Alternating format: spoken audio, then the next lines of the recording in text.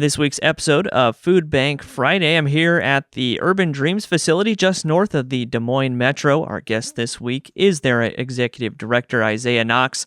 Isaiah, it's great to be talking with you. Please tell us more about this pantry and its history. The food pantry really started because of our substance abuse program and our mental health program.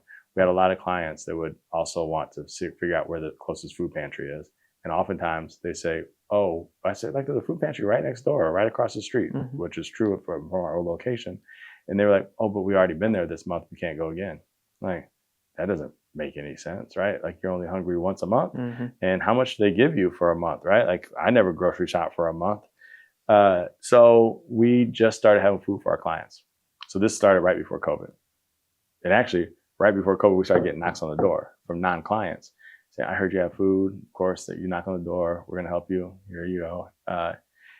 And people started coming every day. Obviously, this is a real thing. Like, people are hungry every day.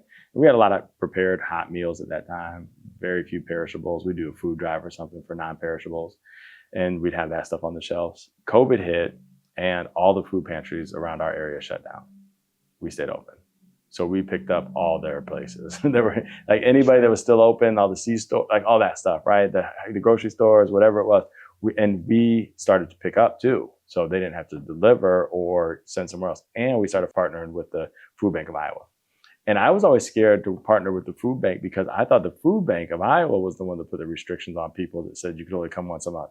Then I had a conversation with them. That's not true. You can run your food bank any way you want to. You just order food from us. We just deliver it. You give it out however you want to. So it wasn't them. And so again, my own ignorance got us out of getting access to more food. We still got more restaurants that are getting on board all the time. We have Gilroy's, Mediterranean Fresh, Centro, and Malo to do hot meals for us still. And the coolest thing that we did during COVID was with the PPP funds. So we're open. So we got PPP money. Orchestrate got PPP money. They had a hotel, they had a restaurant. They got lots of hotels and restaurants. And the food bank, we had just started partnering with the food bank. So we all sat down together. Paul, Michelle, myself sat down like, well, we're open. You guys have staff that you're sitting around at hotels doing nothing because no one's coming. Restaurants, no one's coming. And food bank had all this food they were still getting. USDA was still sending, all kind of food now at this point, right? They're like, well, how about we have our chefs go to the hotels and the industrial kitchens, cook up 500 meals twice a week. We'll package them in our stuff. Well, it'll be gourmet type stuff.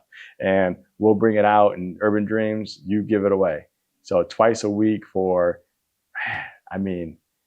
almost a full year. We did a drive-through. You come, how many people in your family? Here's like a to-go from, Centro, right? Like a meal. It was like amazing food, right? Like everything. And the menu always changed, right? Whatever the food bank had to give, the chefs would make something and all so it was awesome.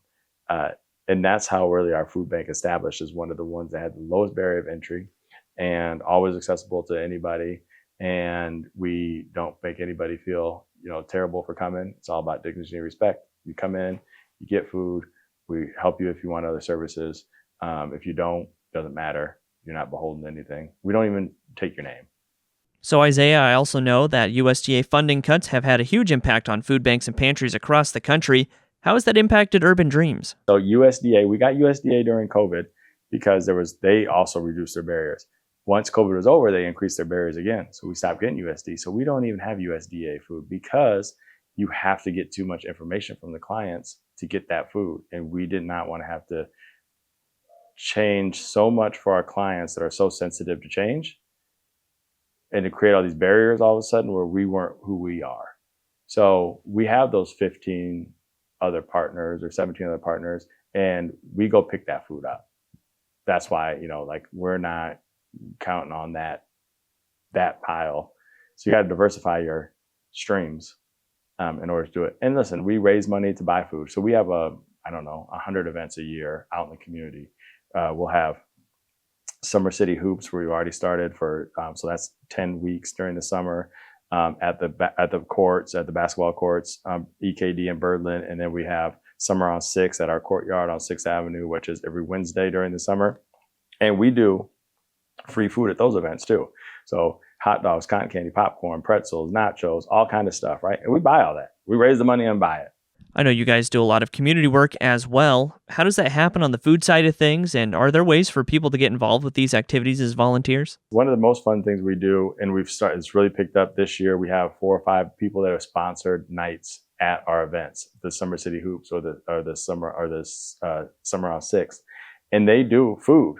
Like they'll say, hey, we want to provide the food for tonight. So the pork producers come out and they grill pork burgers one day. And trust me, like community loves it, right? Like they love that. They get to bring the big smoker or the big old grills out, and they're out there, we're doing these pork burgers and chips and cookies and pops and all this. And then somebody did walking tacos once, right? They like change it up, right? Like, so those are really good way to get involved.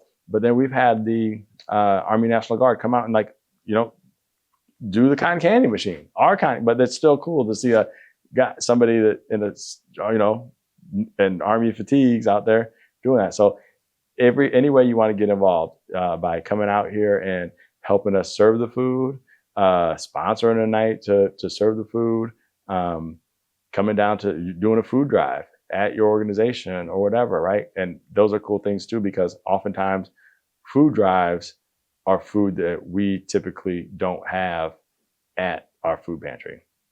So people come in and like, oh, wow, where'd you get, like this? And it's like, it's not going to be often, but when it comes, people are really appreciative of getting those new things. Isaiah, I want to thank you again for your time today. For anyone who is wanting to donate, obviously food is appreciated, but money can go a lot further, right? $20, I can order so much more food from the food bank than you could go and do a $20 food drive at the grocery store, because the markup is different there. So like we get they would say a can of tuna for 4 cents from the food bank, where it might be even on sale 44 cents at the grocery store, or $1, right? Whatever it is. So our dollars go a lot longer and a lot more if you just donate it directly to us and we buy it directly to the food bank from the Food Bank of Iowa, and then they deliver it. And they don't charge us for food; they charge us for there's some kind of computation that they have for delivery and all that stuff. But it stretches much farther, and you can earmark the money to go directly to the food bank, and we're super responsible with people's dollars and donations. So we appreciate them all, any way, shape, or form, volunteer hours. But go to our website, go to our social media and all that stuff, and you can see urbandreams.org. Been around 40 years. Same website, same phone number, 515-288-4742. Call us, volunteer down here at the food bank. We love having volunteers down at the food bank too, just to come out here and just hang out with people, give out food, walk people through, say hi and be a smiling face, because people need that too.